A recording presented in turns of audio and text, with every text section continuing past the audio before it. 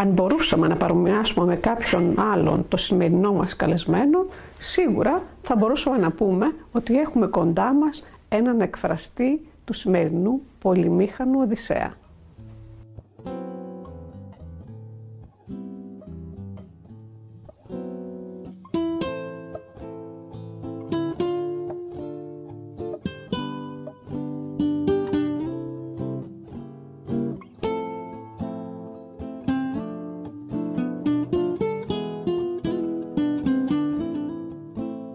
Πολεμικές μηχανές, σιδεροκατασκευές, ξυλόγλυπτα που έχουν ήχο αλλά και κίνηση, πίνακες ζωγραφικής, γλυπτά, όλα κατασκευασμένα από τα χέρια ενός εξαιρετικού ανθρώπου.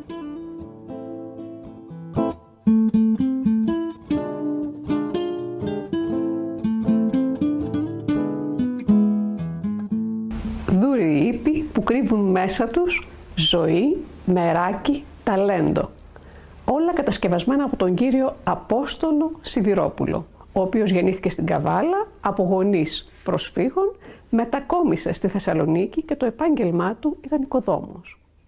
Θα σας δείξω πώς μπορούσα να κάνω σε αυτό εδώ το κεφάλι. Θα μπορούσα να κάνω μάτια, αλλά δεν έχω κανένα λόγο να πιέσω τον εαυτό μου για να κάνω μάτια. Τα κάνω με πιο απλό τρόπο, τον οποίο σας το δείχνω. Κάνω ένα σημάδι που περίπου είναι το κέντρο του ματιού. Κάνω με αυτό το σουβλί εδώ ένα κέντρο. Αλλάζω πλέον τρυπάνι. Είναι 10 χιλιοστά το τρυπάνι μου.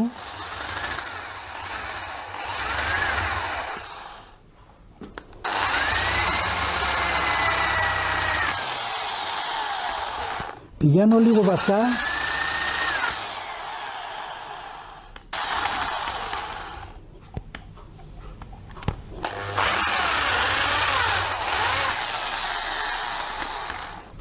Το μάτι που θα χρησιμοποιήσω είναι από μία καβίλια και επειδή έχω δύο μάτια, απλώς θα την κόψω στη μέση.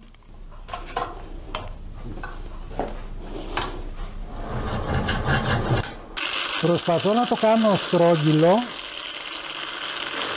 όπως είναι περίπου ένα μάτι.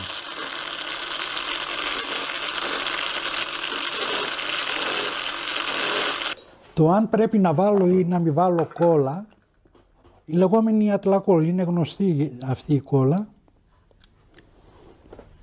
Ας βάλω, είμαι σίγουρος τώρα πλέον ότι θα μπει στη σωστή του θέση.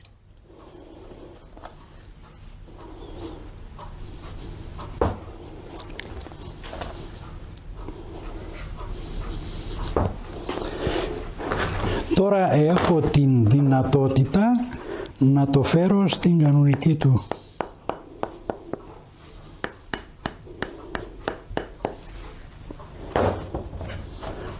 Νομίζω είναι καλό. Ονομάζομαι Σιδηρόπουλος Απόστολος. Η καταγωγή μου είναι από την Καβάλα. Γεννήθηκα το 1951. Από την παιδική μου ηλικία βέβαια με άρεσε πάντα με κάτι να ασχολούμαι. Θυμάμαι τον εαυτό μου, πάντα κρατούσα ένα εργαλείο και πάντα κάτι έφτιαχνα. Δεν με διέφερε τι ήταν αυτό που θα κάνω. Με διέφερε το περισσότερο αυτό που θα κάνω να μπορεί να μου μιλήσει. Δηλαδή να του δώσω και να μου πάρει. Αυτό βέβαια δεν το κατάλαβα όταν ήμουν μικρός, το κατάλαβα μετά στην πορεία, στη συνέχεια. Δηλαδή για μένα είναι πάρα πολύ σημαντικό αυτό που θα κάνεις να έχει τη δυνατότητα να σου δημιουργήσει ένα διάλογο. Ας πούμε, δίνω και παίρνω. Μένω στην Τριαδρία, βρισκόμαστε στο εργαστήρι μου όπου είναι στην Άνω Τούμπα. Συστηματικά τα τελευταία περίπου 22 με 25 χρόνια σταμάτησα να εργάζομαι στη δουλειά όπου εργαζόμουν και ασχολούμαι περισσότερο με ό,τι θα σας δείξω στη συνέχεια.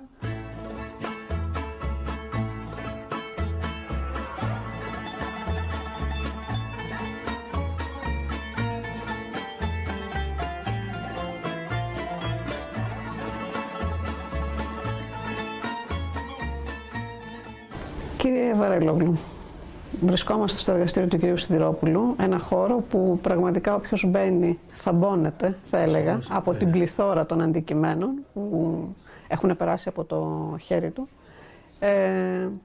Και θα ήθελα έτσι να μου πείτε, εσείς πότε γνωριστήκατε με τον κύριο Σιδηρόπουλο, ποια ήταν η πρώτη σας επαφή? Με τον φίλο μου τον Αποστόλη η επαφή μας ήταν πριν από 6-7 χρόνια και το αντικείμενο της επαφής μας ήταν η κοινή μας διάθεση πάνω στα εικαστικά και στα δρόμενα της τέχνης. Είστε ζωγράφος? Είμαι ζωγράφος, Θεσσαλονικιός. Η ζωγραφική μου έχει σχέση παιδιόθεν ακόμη, αλλά αυτή τη στιγμή χαίρομαι ιδιαίτερος που στην πατρίδα μας, στην πόλη μας, ανακαλύπτουμε καλλιτέχνες σαν τον Αποστόλη. Τι ήταν αυτό που κράτησε αυτή τη φιλία? Ήταν η σύνδεσή σας με την τέχνη, με ένα κοινό αντικείμενο? Ήταν η προσωπικότητα του ανθρώπου? Τι ακριβώς? Ήταν αυτό που υπερίσχυσε μάλλον, θα έλεγα. Θεωρώ ότι ο Αποστόλης, χωρίς να τοποθετούμε υποκειμενικά, αλλά με μια αντικειμενική διάθεση πάνω στα δρόμενα της δουλειάς του, είναι ένας καλλιτέχνης με ιδιότυπο κλίμα στη δουλειά του. Δηλαδή, είναι original, δεν αντιγράφει, είναι εφευρηματικός, πλην όμως αυτά που κάνει, πέρα από το φαίνεστε, έχουν και μια εσωτερική δυναμική που όταν το συζητάμε υπάρχει μια φιλοσοφία απλή, απλοϊκή, πλην όμως χαρακτηρίζει την προσωπικότητά του και κάνει τον ομιλητή να είναι τόσο απέναντι υπάκουος σε ό,τι λέει και σε ό,τι κάνει, διότι ωφελείται. Και εγώ σαν ζωγράφος καλλιτέχνης έχω ωφεληθεί τα μάλα από αυτόν τον άνθρωπο. Δεν περιαυτολογώ για τη σχέση μας, διότι θα μπορούσαν να μιλήσουν πάρα πολύ. Ό,τι αποκομίζουν οι άλλοι, απεκόμισα κι εγώ. Χαίρομαι με αυτή τη σχέση, διότι ασκώ δίπλα του μια μαθητεία, ασκούμε κι εγώ στα δικά του μηνύματα της τέχνης και συμπληρώνει και τη δική μου κουλτούρα. Κύριε Απόστολε, είπατε ότι από τα παιδικά σας χρόνια ξεκινήσατε να σκαλίζετε το ξύλο, να ζωγραφίζετε, να έχετε μια τέτοια δραστηριότητα. Ήσασταν καλός μαθητής? Όχι βέβαια. Στο σχολείο δάσκαλος, δεν ξέρω, κατά ένα περίεργο τρόπο, σε όλα τα μαθήματα με περνούσε με το ζόρι, με έβαζε 5. Εμένα εκείνο που με λίγο με δυσανασκετούσε ήταν που με έβαζε και 5 στη χειροτεχνία. Βέβαια μετά κατάλαβα για ποιο λόγο, διότι αυτό που κατασκεύαζα εγώ δεν το έδειχνα στο δάσκαλο, διότι δεν ήταν μέσα στη διδακτέα ύλη. Δηλαδή τι ήταν η διδακτέα ύλη? Πολύ απλό. Να πας στο περίπτερο, να πάρεις χαλκομανία, το λέγαμε τότε, δηλαδή εκείνο που ήταν με το πριονάκι απάνω στο κοντραπλακέ και είχε διάφορα πράγματα. Θυμάμαι, μπορείς να κάνεις ένα κάρο, να κάνεις ας πούμε ένα καραγκιόζι, οτιδήποτε σχέδιο, αλλά το έβλεπα για εκείνη την εποχή ότι αυτό, έλεγα μέσα μου, αυτό είναι για τα μικρά παιδάκια. Οπότε ναι, οπότε εγώ έφτιαχνα κάτι άλλο το οποίο δεν το έδειχνα στο δάσκαλο και έτσι δικαιολογημένα ο δάσκαλος μου βάζει πολύ μικρό βαθμό. Ήσασταν εκτός θέματος δηλαδή. Στην πραγματικότητα τι συνέβαινε?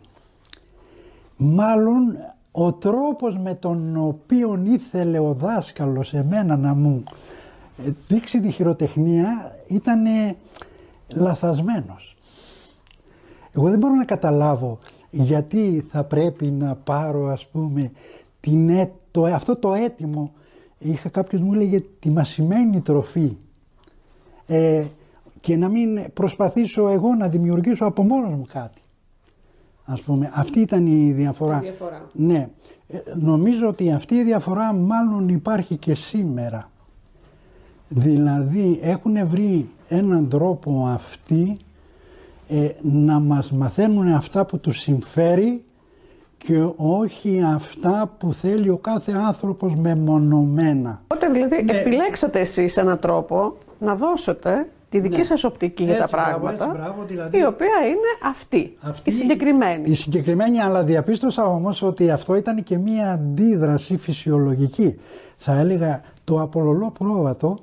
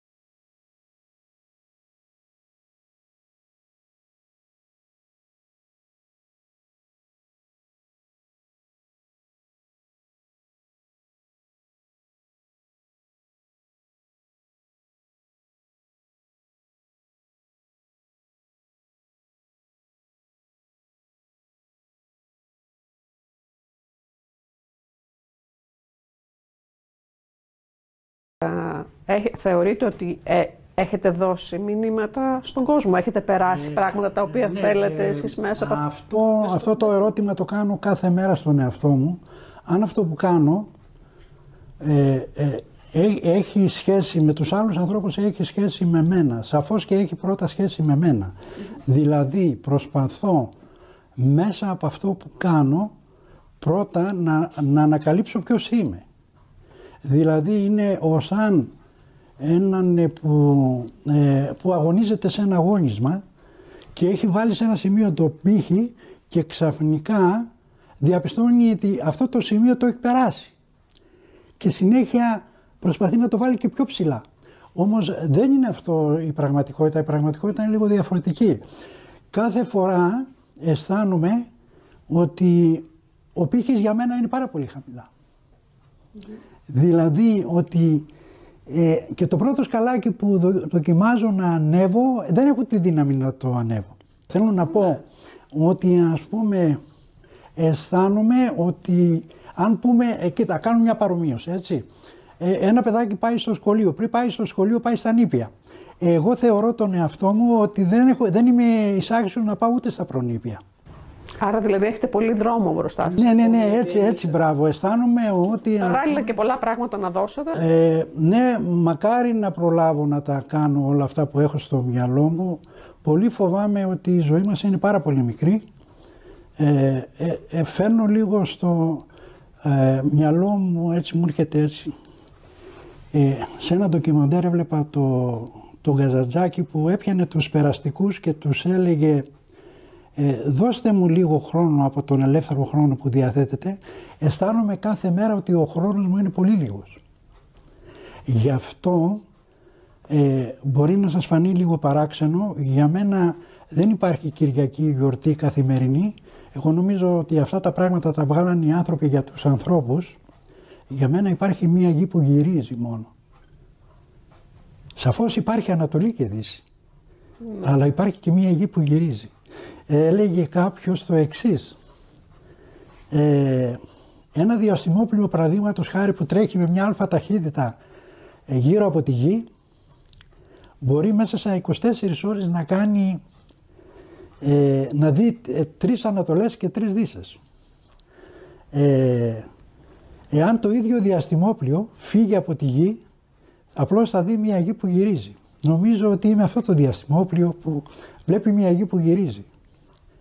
Και βέβαια εντάξει, συμφωνώ ότι υπάρχει Ανατολή και Δύση.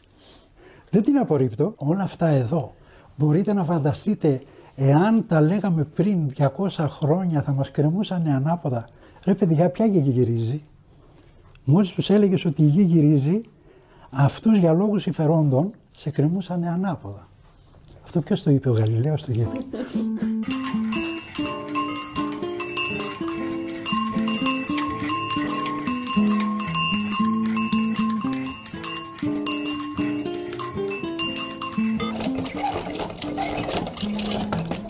Βλέπεις λιγάκι τι κάνει.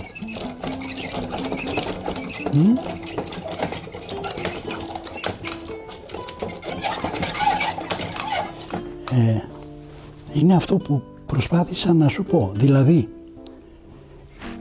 γίνομαι πιο κατανοητός μέσα από τη μηχανική κίνηση την εικαστική μηχανική κίνηση. Έτσι.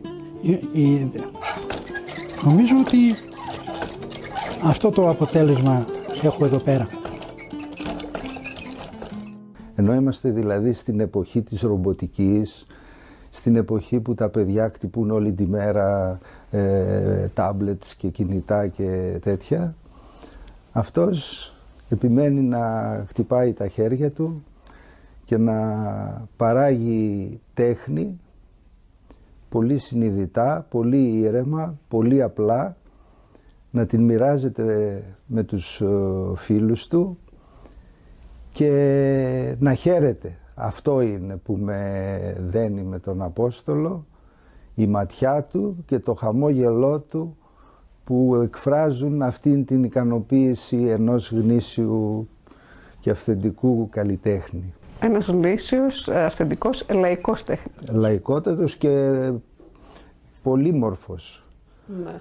Όργανα, πίνακες, ζωγραφική, αλλά εγώ θα δώσω ιδιαίτερη σημασία στα άλλα, υπάρχουν και άλλοι, σε αυτά που ήδη προβάλατε, όλες αυτές οι κατασκευές της κίνησης που είναι συνέχεια, ο Ήρων ο Αλεξανδρινεύς και άλλοι που ασχολούνταν με τέτοιες κατασκευές. Αυτό είναι κάτι μοναδικό, ειδικά στις μέρες της ρομποτικής που ζούμε.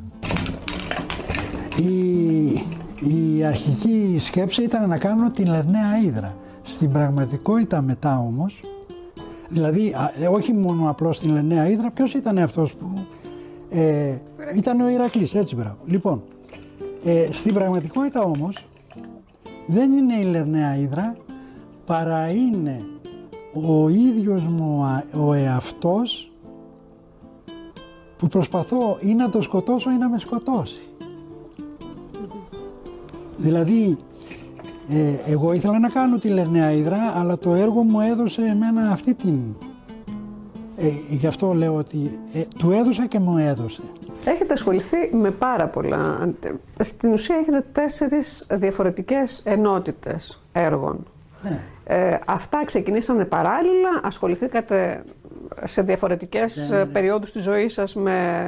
Θα σας εξηγήσω πώς είναι η σειρά.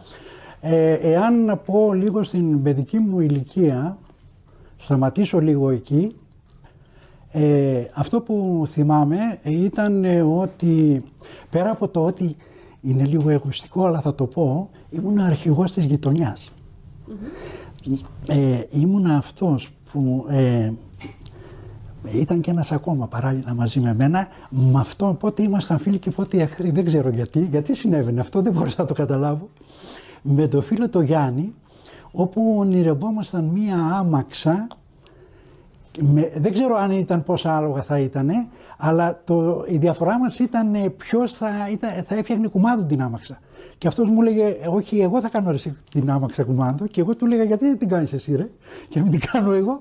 Εν πάση περιπτώσει, θυμάμαι ότι μικρός, η αδελφή μου έλεγε ότι είχα κατασκευάσει μια γραφομηχανή. Αυτό που θυμάμαι εγώ είναι ότι είχα κάνει μια κινηματογραφική μηχανή, και ποια κινηματογραφική μηχανή και με τι υλικά να την κάνω. Απλώς πηγαίναμε στα σκουπίδια εκεί που πετούσανε τις ταινίες από τον κινηματογράφο, τις χαλασμένες ταινίες, πηγαίναμε, τις μαζεύαμε και από έναν φακό της εποχής εκείνης που ήταν εκείνος ο καμπυλωτός έτσι και με ένα λαμπάκι, και βρήκα έναν τρόπο να ανεβοκατεβάζει αυτήν την ταινία λίγο πολύ ό,τι κάνει η πραγματική κινηματογραφική μηχανή, κάτι παρεπλήσιο. Λοιπόν, προσπάθησα να κάνω κάτι τέτοιο. Στη συνέχεια μετά, και αφού φύγαμε από την Καβάλα και πήγαμε σε ένα χωριό, εκεί, βέβαια εκεί τα πράγματα ήταν πολύ πιο δύσκολα, ήταν και η εφηβική ηλικία, εκεί πάνω δηλαδή που έπρεπε να διαμορφωθεί ο χαρακτήρας μου και όλα αυτά εδώ πέρα. Εγώ αναγκάστηκα να εργαστώ, να δουλέψω, πήγα στην οικοδομή. Εδώ όμως ήμουν τυχερός. Γιατί? Διότι εκείνη την εποχή στην οικοδομή ξεκινούσαμε ένα σπίτι από τα θεμέλια. Να μην σας πω ότι μόνοι μας κάβαμε τα θεμέλια, χτίζαμε την πέτρα, φτιάχναμε τα πατώματα στο σπίτι. Τα τούβλα ήταν ελάχιστα, ήταν στον δεύτερο όροφο, φτιάχναμε τη σκεπή, φτιάχναμε τα ταβάνια, και αυτό στην πορεία διαπίστωσα και λέω, κανονικά ο άνθρωπος, όπως όλα τα ζώα, θα έπρεπε μόνος του να κάνουν τη φωλιά τους. Δηλαδή η φύση μας έπλασε όπως τα ζώα. Εγώ δεν καταλαβαίνω τι διαφέρω από ένα πουλάκι, από ένα ψαράκι, από οτιδήποτε αυτό που έχει πλάσει η φύση.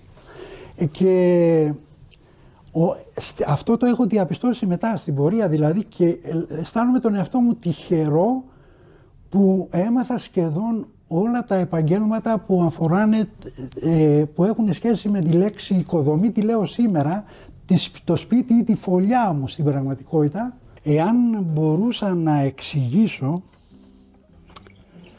σε κάθε μου έργο τι είναι ακριβώς αυτό που προσπαθώ να κάνω. Έχω ένα κεντρικό άξονα. Έχω μία απόσταση από τον κεντρικό άξονα μέχρι σε αυτό το σημείο. Αυτή η απόσταση αυτόματα διπλασιάζεται. Δηλαδή στην προκειμένη περίπτωση έτσι με το μάτι που το βλέπω χωρίς να το μετρήσω είναι περίπου γύρω στα 4,5 εκατοστά.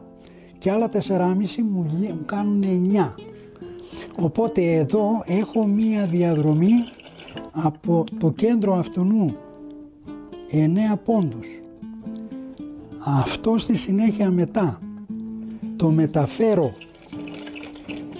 εδώ πέρα και φυσικά είναι εδώ βλέπουμε ότι έχω μικρότερο, επειδή είχα να κάνω με μικρότερη κίνηση και δεν ήθελα 9 πόντους,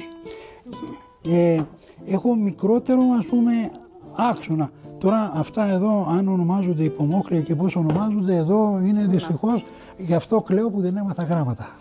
Εσείς λοιπόν ακούτε τη φύση, αφουγκράζεστε μάλλον θα έλεγα τη φύση και ανάλογα αυτό σας δίνει έμπνευση να προχωρήσετε σε αυτό το οποίο δημιουργείτε. Ναι, είναι αυτό το έχω σαν αρχή. Βέβαια είναι και άλλα πάρα πολλά πράγματα, είναι αυτά που... Τι δημιουργεί το ερέθισμα λοιπόν σε εσάς? Για μένα το σημαντικότερο είναι, αφού πρώτα υποτίθεται ότι είμαι γερός, έχω ας πούμε το μυαλό μου είναι σωστό και μπορώ να κάνω κάτι, να κάνω κάτι. Σε πρώτη δόση είναι αυτό. Το θεωρώ πολύ σημαντικό. Δηλαδή, εξετάζω πρώτα αρκεί να κάνω κάτι. Σήμερα να μην πάει χαμένος ο χρόνος. Εννοείται βέβαια ότι εχθές έχω τελειώσει ένα έργο, έτσι. Λοιπόν, άρα έρχομαι σήμερα να ξεκινήσω να κάνω κάτι. Εκείνη τη στιγμή, εάν έχω κάτι στο μυαλό μου που δεν το έχω ξανακάνει, λίγο προβληματίζομαι. Εδώ θα έλεγα, όταν έχω κανέναν φίλο, όπως ήταν οι φίλοι που μιλήσανε, και μου δώσει μια ιδέα, το θεωρώ πολύ σημαντικό και θεωρώ μάλιστα ότι η ιδέα δεν είναι δική μου παρά είναι δική του. Άρα δηλαδή για μένα το ζητούμενο δεν είναι αυτό που θα κάνω, πώς θα το κάνω, για μένα είναι να συλλάβω την ιδέα. Και αν η ιδέα είναι δική σου, εγώ δεν μπορώ να καταλάβω γιατί θα πρέπει να είναι δική μου η ιδέα αυτή. Άρα το έργο αυτό είναι δικό σου.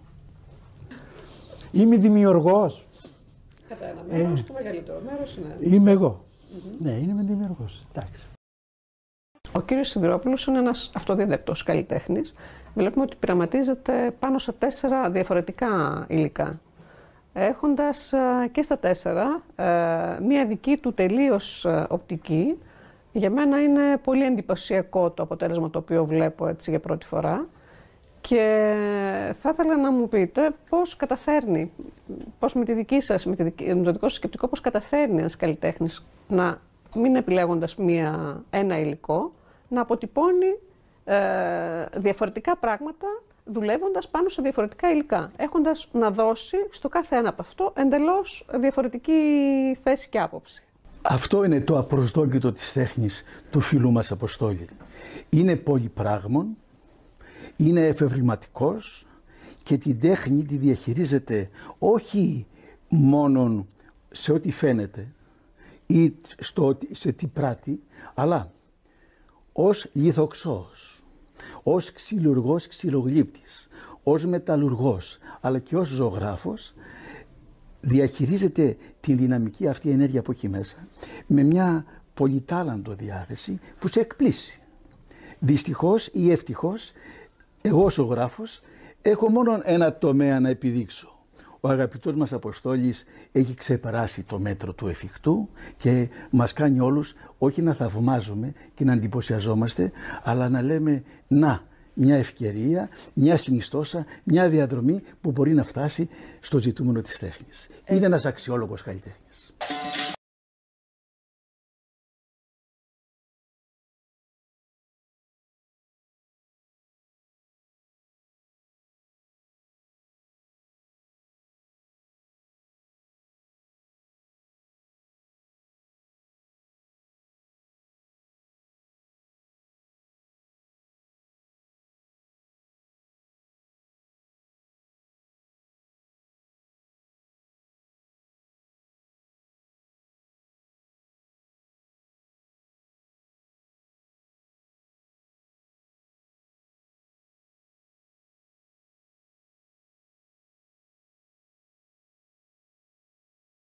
στη Θεσσαλονίκη και αφού βέβαια είχα απολυθεί και από στρατιώτης και έπρεπε, εκείνη την εποχή ήταν μεγάλο ευτύχημα για μένα, πράγμα που δεν υπάρχει στις μέρες μας, έπρεπε ανάμεσα σε 5 επαγγέλματα να διαλέξω κάποιο επάγγελμα.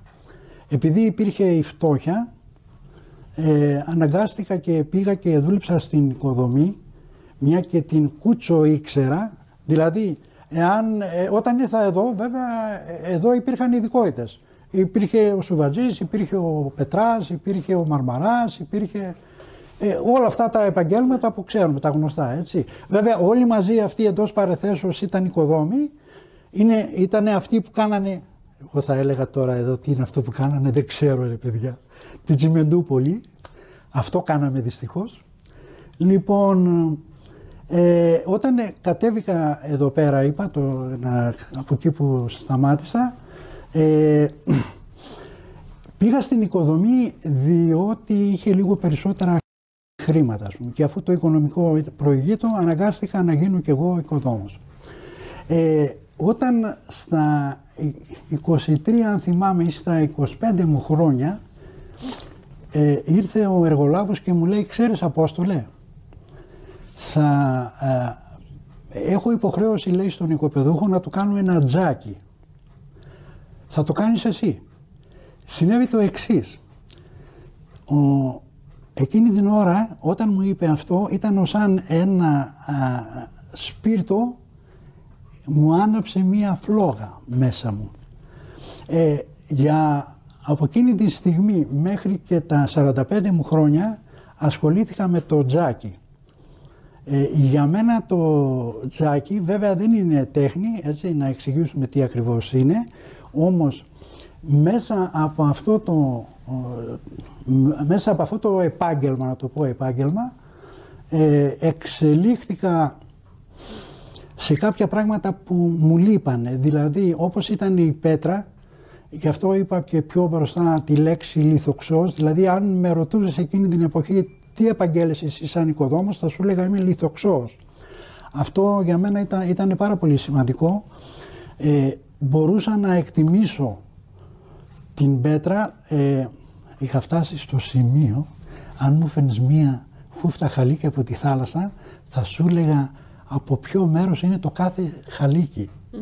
Δηλαδή μπορούσα να ξεχωρίσω τα πετρώματα. Μπράβο, πολύ σημαντικό αυτό και παράλληλα με διέφερε και αυτό. Δηλαδή τι με διέφερε, να ξέρω ποιο είναι το καλύτερο μάρμαρο όχι της Ελλάδος αλλά του κόσμου. Και επί τη ευκαιρία σας λέω ότι είναι το πεντελικό. Δεν είναι τυχαίο το ότι αυτοί στην αρχαιότητα κάνανε όλα τα αγάλματα, όλα αυτά τα πράγματα που κάνανε από πεντελικό μάρμαρο. Βέβαια υπάρχουν και άλλα μάρμαρα στην Ελλάδα, όπως σαφώς υπάρχουν και σε άλλα μέρη του κόσμου, έτσι. Δεν λέμε ότι είμαστε μόνο εμείς και οι άλλοι δεν είναι. Απλώς το χάρισμα που έχει το πεντελικό μάρμαρο να πάρεις, να χτυπήσεις με το σφυρί και αυτό το κομμάτι που θέλεις να φύγει αυτό το κομμάτι, είναι λίγα μάρμαρα που το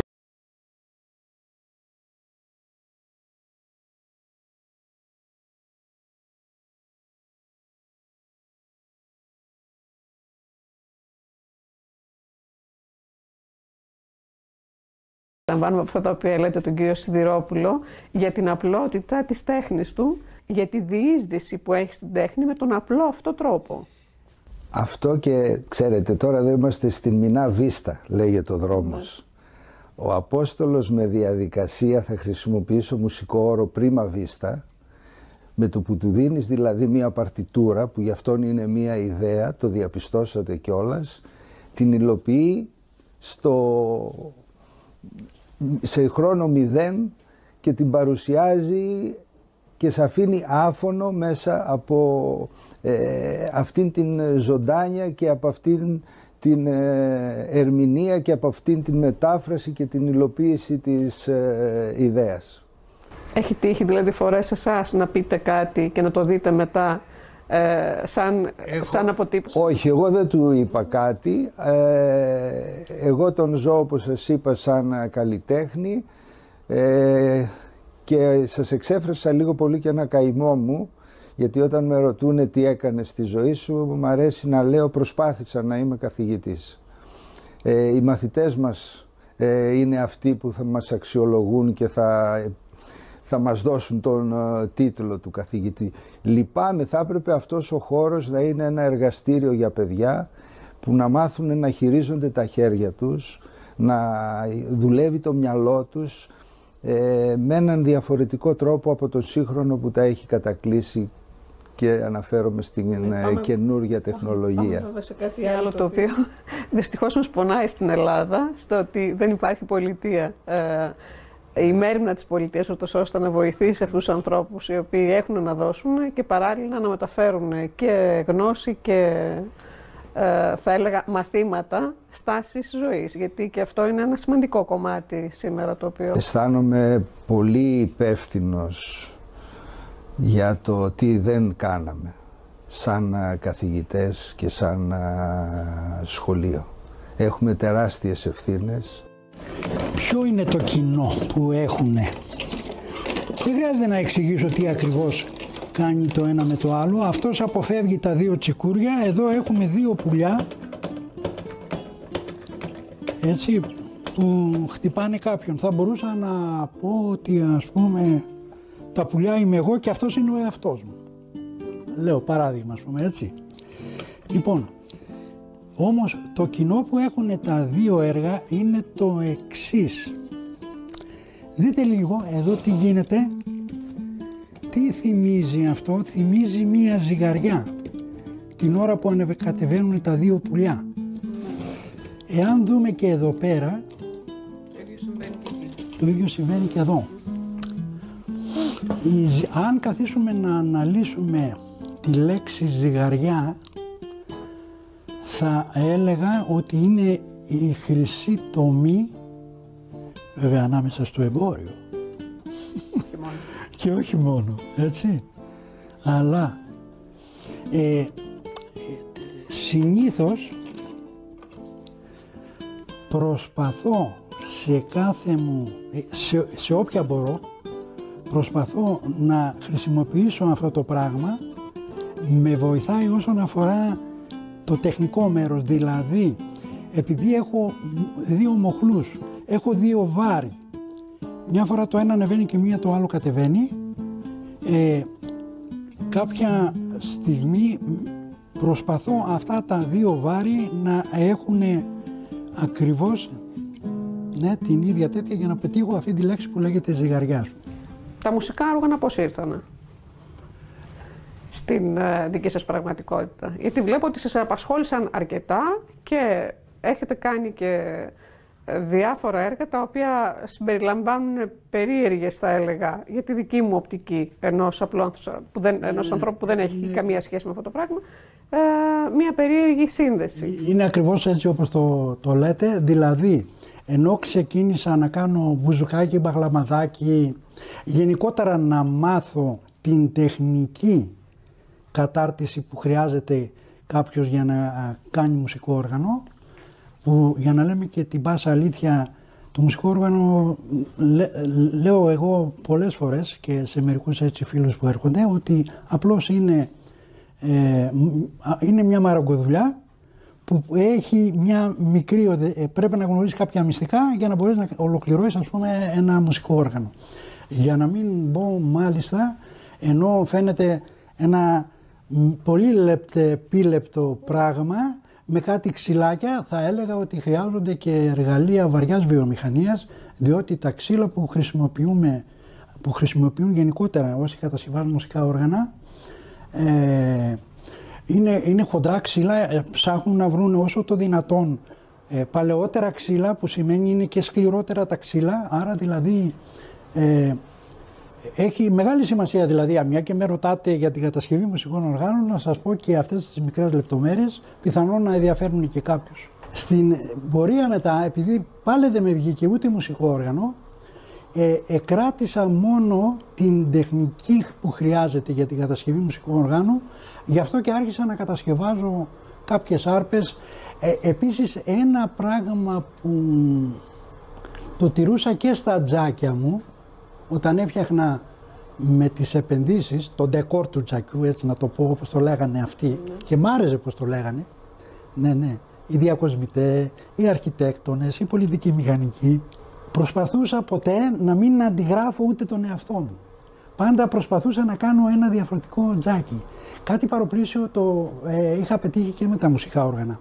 Αυτό όταν μετά στην πορεία κατάλαβα τι νόημα είχε, δηλαδή να μην θέλεις να αντιγράψεις ούτε τον εαυτό σου, άρχισα με τα λεγόμενα και των φίλων να διαπιστώνω ότι αυτό που είχα από μικρό παιδί ήταν να μπορείς κάθε μέρα να κάνεις και κάτι καινούριο. Δηλαδή αν μπορείς να πρωτοτυπήσεις μέσα από αυτό που θα κάνεις.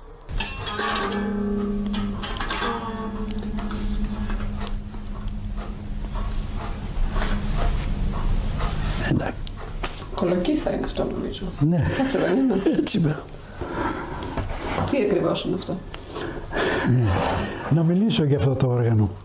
Είναι μία άρπα. Αυτό το έκανα πρόσφατα. Έχει ακριβώς 2 μέρες. Ναι. Και με πήρε μόνο 2 μέρες. Γιατί χρησιμοποίησα όλη την απλότητα και την πρακτικότητα που διέθετα. Δηλαδή, πήρα μία κολοκύθα, την οποία την έκοψα και στη συνέχεια μετά έκανα μία στεφάνι, είναι αυτή εδώ, από κόντρα πλακάζ, έχει σημασία το υλικό αυτό. Θα μπορούσε να είναι από ένα ξύλο και κινδυνεύει να σκίσει, να σπάσει. Γι' αυτό χρησιμοποιούμε κόντρα πλακάζ.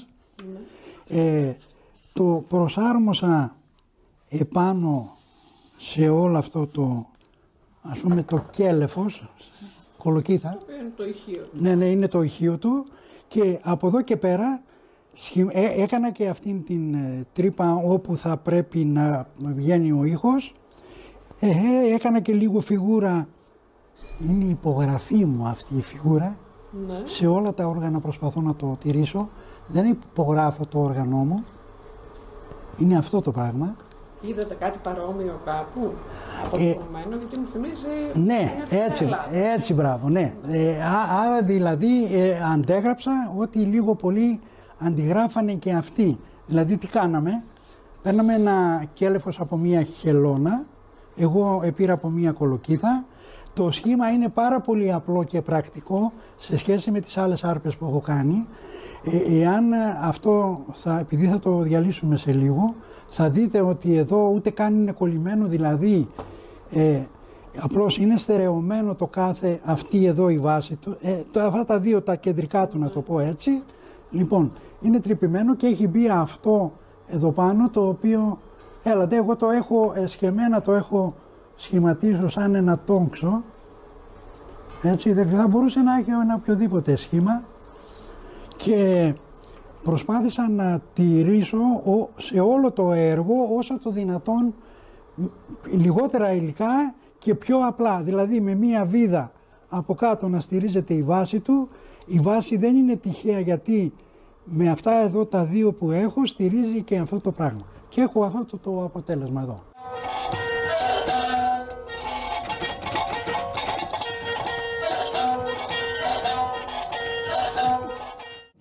Επειδή είναι πάνω σε ένα δέρμα όλο αυτή η κατασκευή, σκέφτηκα να το κάνω και έτσι. Και αν θα δούμε, το ένα χτυπάει πολλές φορές και το άλλο χτυπάει έτσι. Τι ακριβώς γίνεται. Εάν δούμε επίσης από πίσω, όλη η κατασκευή αυτή είναι από ντούγες, όπως κατασκευάζουμε ένα μουσικό όργανο. Έχετε επιλέξει κάτι από αυτά τα οποία έχει παρουσιάσει κατά καιρούς, το οποίο σας έχει εντυπωσιάσει ή σας έχει περάσει ιδιαίτερα μηνύματα? Τι να πρωτοεπιλέξεις, αλλά υποκειμενικά θα έλεγα αυτό που λειτουργεί σε μένα και συναισθηματικά από τα εικαστικά του δρόμενα, θα βάζα σε προτεραιότητα οι μοναδικές κατασκευές του στα όργανα, σαν οργανοποιός, οι μεταλλικές του διαχειρίσεις πάνω στην τέχνη, αλλά περισσότερο οι εφευρηματικές αυτές μηχανές της κίνησης που έχουν μέσα τους, πώς να σας το πω, μια φιλοσοφία διαφορετική. Το κάθε εφεύρημά του πάνω στη μηχανική με το ξύλο αποτελεί και μια ιδιαίτερη ιστορία που αξίζει κάποιος να την ακούσει. Νομίζω ότι είναι εξαίρετος ο καλλιτέχνης αυτός. Αυτό ναι, που μου δείχνετε έχει μια άλλη σημασία. Υποτίθεται ότι αυτός έχει τη γνώση, είναι ο πανεπιστήμονος μορφωμένος, αλλά δυστυχώς διαχειρίζεται τη γνώση επιδερμικά, χωρίς να έχει βάθος φιλοσοφικό. Προσεγγίζει τον Κουλουρτζή και του λέει με μια διάθεση δελεαστική μεν, αλλά με έπαρση, ότι έλα να σου προσφέρω τη γνώση μου. Τούτος όμως, επειδή έχει ζήσει στο Πανεπιστήμιο του Πεζοδρομίου της Ζωής, λέει δυστυχώς όχι, δεν το θέλω, διότι μέσα εδώ στο πανέρι με τα κουλούρια μου θα βρω αυτό που δεν έχεις εσύ, που δεν σε έχει διδάξει η ζωή. Και υποτάσσεται αυτός, παρακαλάει και αυτός παραμένει στις αξίες του σταθερός. Αυτό είναι περίπου το φιλοσόφημα αυτής της κατασκευής. Πολύ βέβαια συγκρούονται και η γνώση εδώ, αλλά τύπης. Δεν τον απαξιώνει, αλλά δεν δέχεται όμως και το φιλοδόρημα του. Δεν δέχεται και τη συναλλαγή. Και τη συναλλαγή. Από μικρός πάλι έτσι αισθανόμουν ότι μπορούσα να κάνω κάποια πράγματα με κίνηση. Εδώ τώρα άμα θα σας πω πόσο τυχερό στάθηκα που στη ζωή μου συνάντησα κάποιους ανθρώπους που είχαν το ίδιο ακριβώς πράγμα. Δηλαδή, θα ήθελα να σας μιλήσω για κάποιον ονόματι κύριο Βασίλη, το Βασίλη του Νικάκου, ο οποίος δεν ζει, λυπάμαι, στεναχωριέμαι πάρα πολύ που δεν ζει αυτός ο άνθρωπος. Το θεωρώ σαν καθηγητή μου, όταν ερχόταν μέσα στο εργαστήρι μου και μου έλεγε, και ενώ του έδειχνα εγώ τα μουσικά όργανα ή του έδειχνα κάτι άλλο, αυτός μου έλεγε ρε Απόστολε, εμένα αυτό το πράγμα δεν με ενδιαφέρει. Δεν μπορούσα να καταλάβω τι εννοούσε. Έπρεπε να ασχοληθώ πολύ εντατικά για να μπω στο νόημα ότι αυτό το πράγμα που ονομάζεται κίνηση είναι αυτό που βρίσκεται στην κορυφή. Εννοείται για μένα βέβαια, έτσι. Προς Θεού, ας πούμε, δεν απορρίπτω τίποτα από ότι προσπαθεί να κάνει οσδήποτε άνθρωπος. Μάλιστα τη δική σας έκφραση. Μπράβο, αυτή τη στιγμή είχε να κάνει με το ενδιαφέρον ήταν στην κίνηση των πραγμάτων. Θέλω να πω το εξής.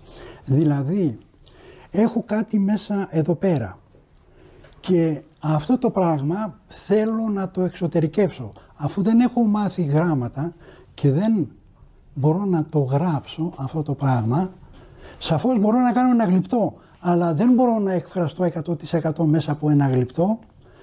Μπορώ όμως μέσα από την κίνηση να πετύχω, πάλι όχι 100% αλλά ένα μεγάλο ποσοστό, πάνω από το 50% να πετύχω αυτό που έχω μέσα στο μυαλό μου. Δηλαδή είναι τρόπος έκφρασης. Η κίνηση είναι κάτι το ολοκληρωμένο κατ' εμέ. Δεν μιλώ, δείτε λιγάκι, να ξεκαθαρίσουμε λίγο τα πράγματα. Δεν μιλώ για τη ρομποτική κίνηση, ρομποτική τέχνη, τεχνολογία.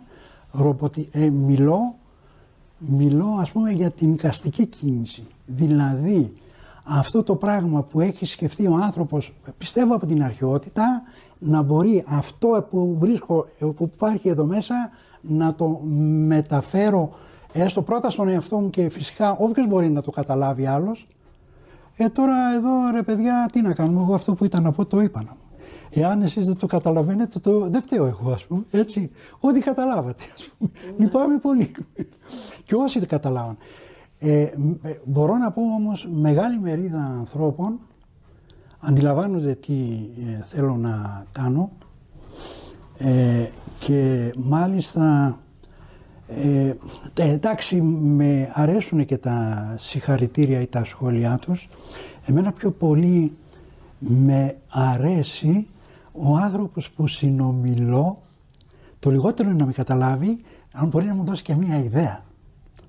Δηλαδή, όπως δίνω να πάρω, όπως κάνω με αυτό που κατασκευάζω, ναι, δίνω και παίρνω. Εάν με ρωτούσε κάποιος αυτό το πράγμα που έχω κάνει, δεν εννοώ αυτό που δείχνω τώρα, έτσι, εννοώ από αυτά εκεί πέρα, τα περισσότερα πράγματα που γνωρίζω είναι αυτά που μου έχουν διδάξει τα ίδια μου τα έργα και όχι αυτό που είχα εγώ μες στο μυαλό μου.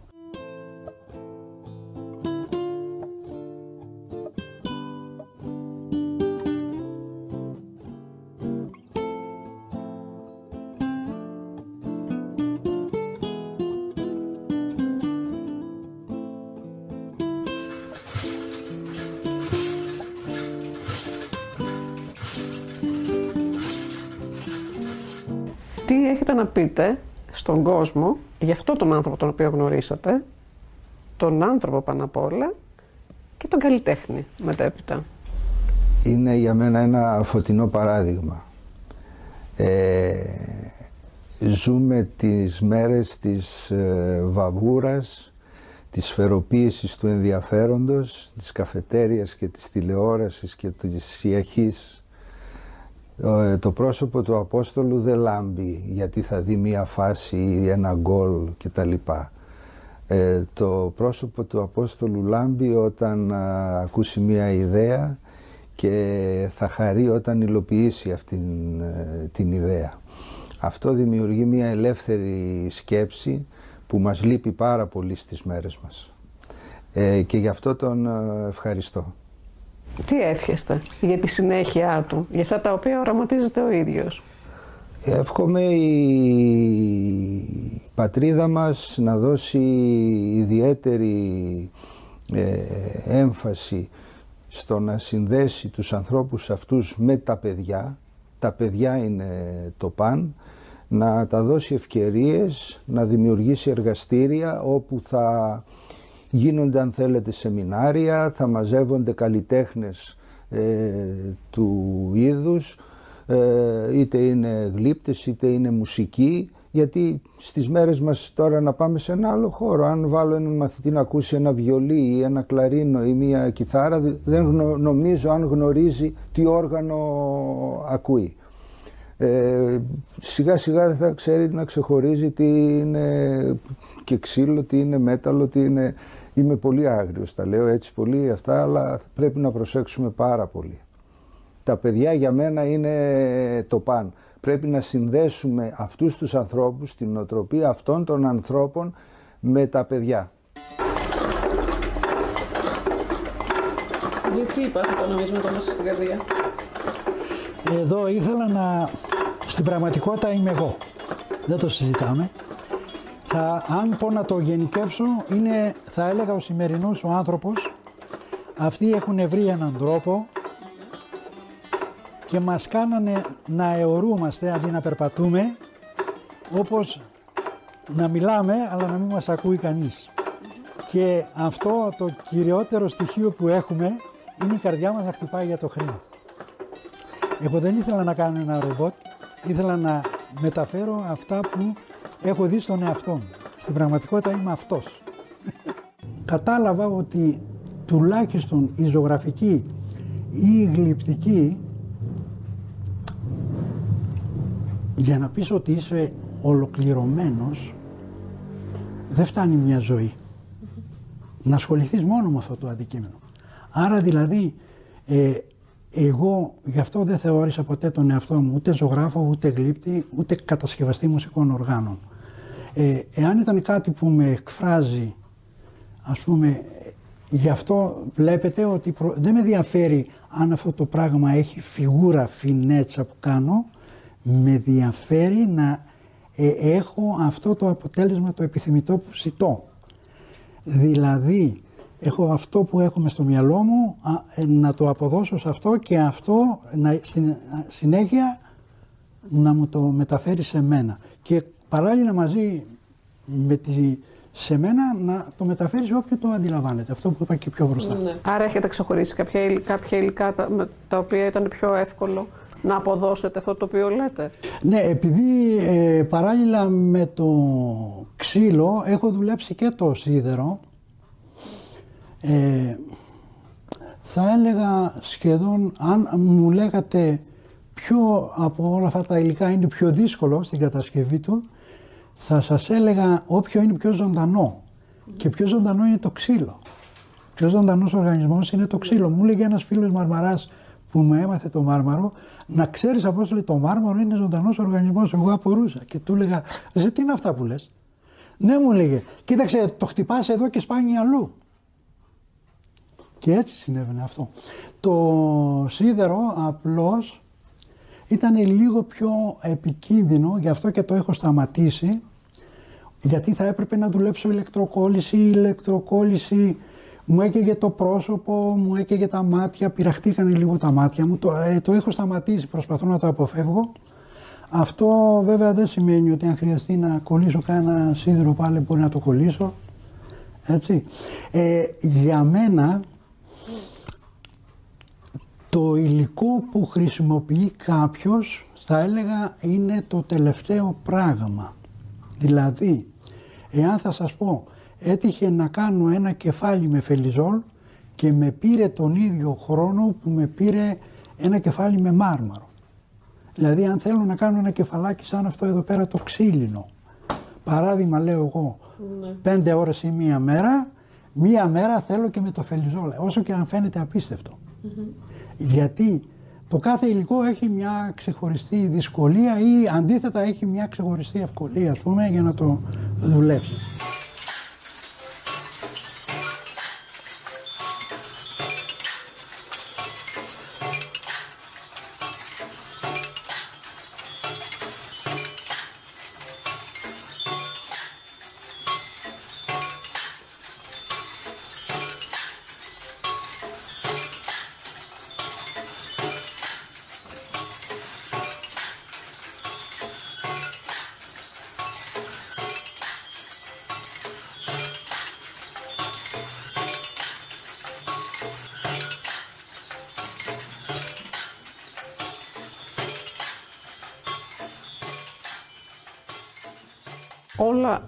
Όλο αυτό το οποίο μου περιγράφεται είναι μία στάση ζωής και αναζήτησης μέσα από τον εργασιακό χώρο και παράλληλα εισχωρώντας μέσα στην τέχνη με έναν πολύ απλό και ήπιο τρόπο, χωρίς να υπάρχει ούτε η εκπαίδευση, ούτε και η δυνατότητα της μάθησης με έναν τρόπο, ανακαλύπτοντας, θα έλεγα, και παρατηρώντας.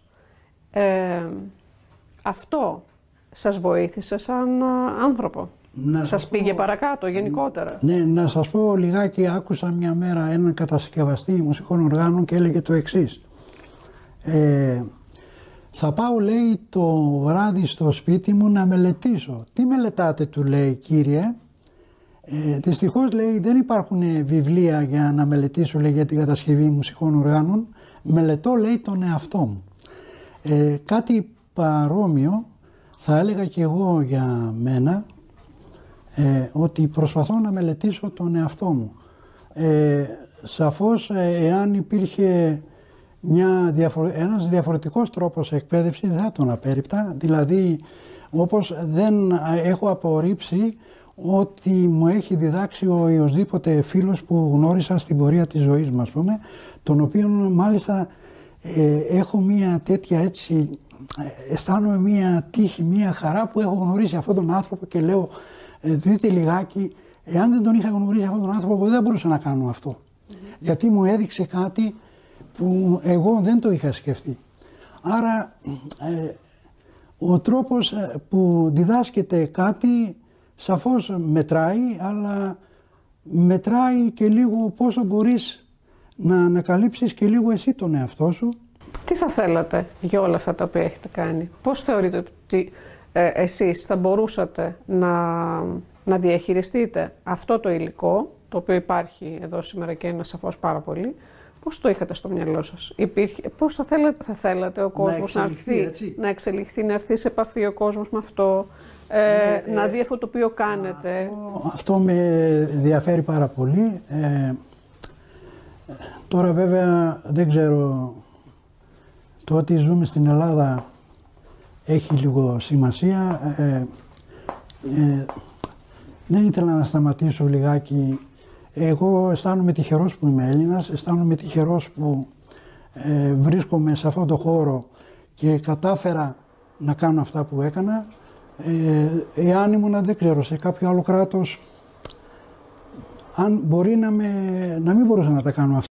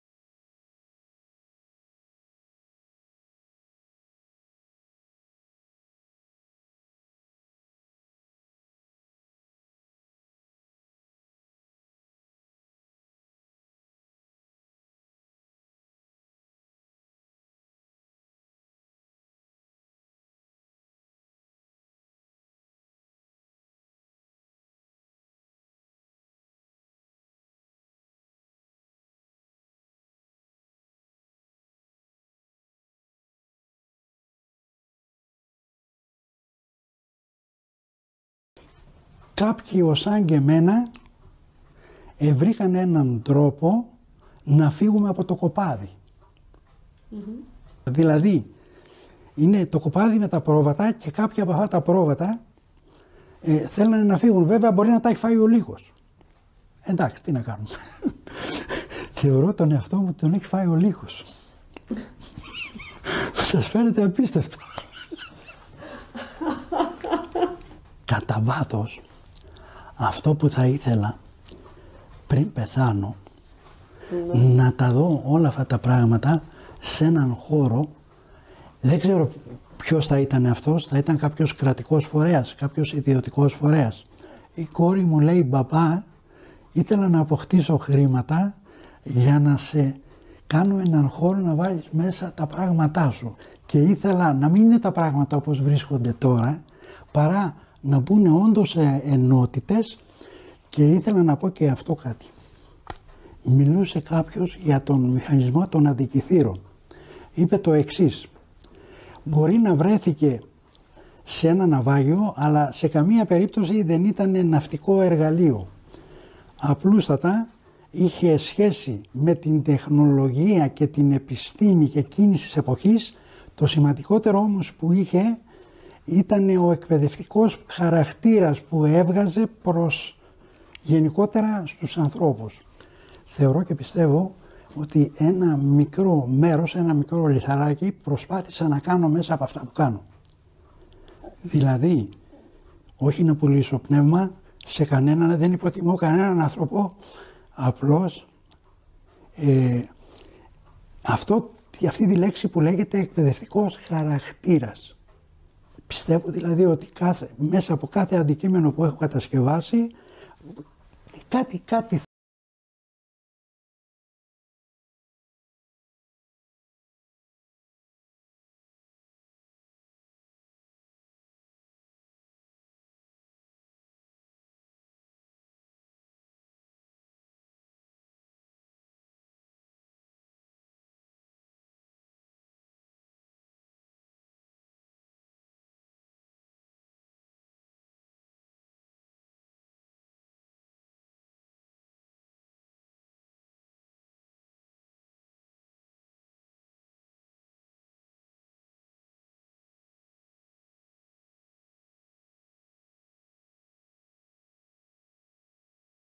τη γνωριμία με έναν άνθρωπο που στο τέλος μιας συζήτησης εκείνο που μπορείς να πεις είναι ευχαριστώ πολύ για τη γνωριμία και να το πεις πραγματικά, κυρία Απόστολη Σιδηρόπουλε.